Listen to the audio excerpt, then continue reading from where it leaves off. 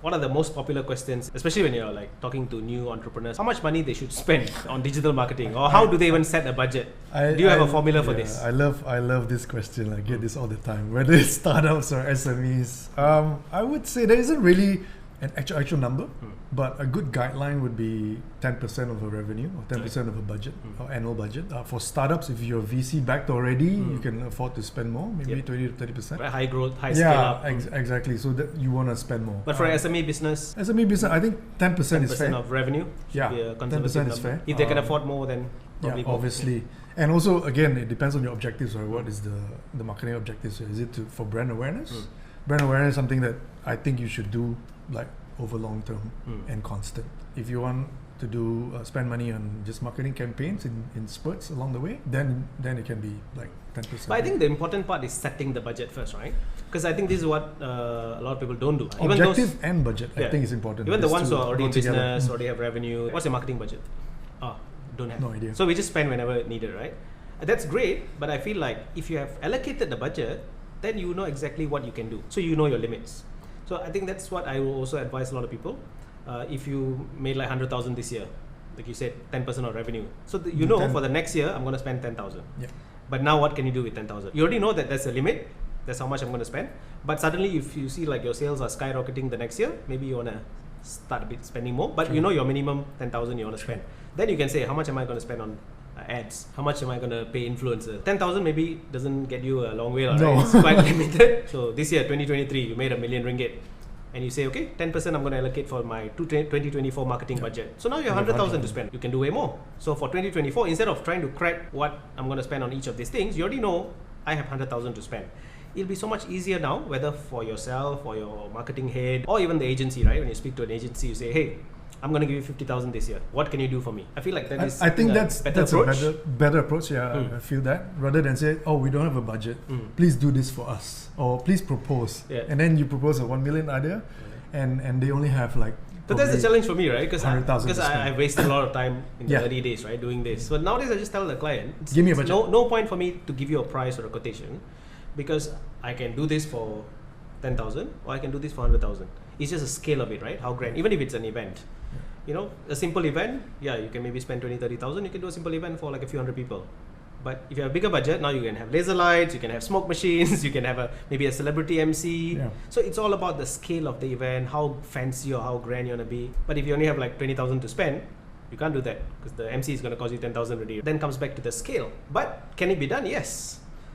Smaller project, smaller budget can be done. And then you got to be creative along the way. And also who's going to do it, right? Yeah, exactly. Because, different agencies or freelancers work in different budget.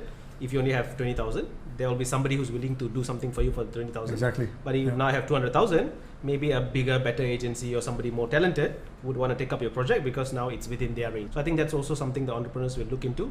Because you can't go for the best in the business and then have a smaller budget. If you have a smaller budget, there's always somebody who's willing to. I'm probably can even recommend you somebody, a freelancer, who's willing to take up the job. Well, maybe somebody talented, who's comfortable with that kind of budget. It does happen, along the way when you're doing business. Even like for me, I'm a relatively very small agency, right? I know a lot of bigger agencies who will never even probably touch some of the projects I've done because for them it's very tiny. Yeah. I've done projects that maybe a lot of freelancers can't even do it because it's way bigger for them. So there's always different levels, right? Different tiers, yeah. So I think that's where having a budget really helps. That immediately tells you your limits, what you can do, what you cannot do, and then also to approach the right freelancer or agency who can take up your project. Or even if it's an in-house guy. If you have a marketing person, you have hired an intern to do your social media, like how a lot of people do it, hire an intern and expect them to run the whole social media marketing department, but still, giving them a budget really helps. On this subject, if a client were to approach you and say, do you have like a rate card where I can, like a menu where I can pick and choose what I want? How do you deal with that? Okay, so my way is, my rate card will have the most expensive prices because I want to be transparent. So I don't like to give different prices to different clients. You may give discounts. So that's Budi Bicara, based on Budi Bicara. I don't have different rate cards for different clients because I've worked with startups all the way to MNCs, international clients, government agencies. So obviously the scale is different, the level of commitment required is different, the demand is different. You can't charge the same thing, right? But my rate card will show the maximum price. If I'm working with a smaller client, I know they have a smaller budget, I will tell them, okay, this is how much this costs, But for you, I'm gonna work on a smaller budget. So I'll make sure I'll cut and show the price. So Does that also mean you scale down in terms of deliverables?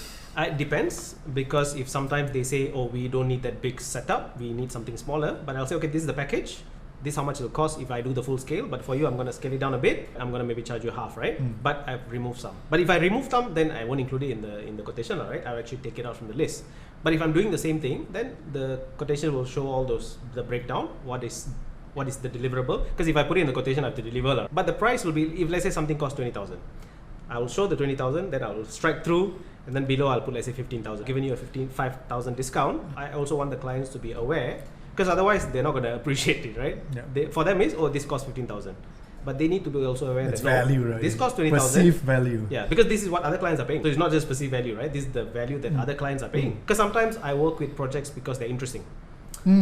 Because sometimes some projects may pay you a lot of money, but the project itself doesn't give you that satisfaction. It pays the bills. Yeah, in terms of the your creativity and your passion, it may not be something you relate to, but you do it for the client. It's the client's business, but you want to do your best for them. But personally, you might not feel like that's interesting or engaging to you. But there might be another project which is a smaller budget, but the project is really fun to do it. It creates a new learning experience for your team as well, because you have a team of people who are graphic designers, copywriters, video editors, and you want them to do this because that will give them a learning experience.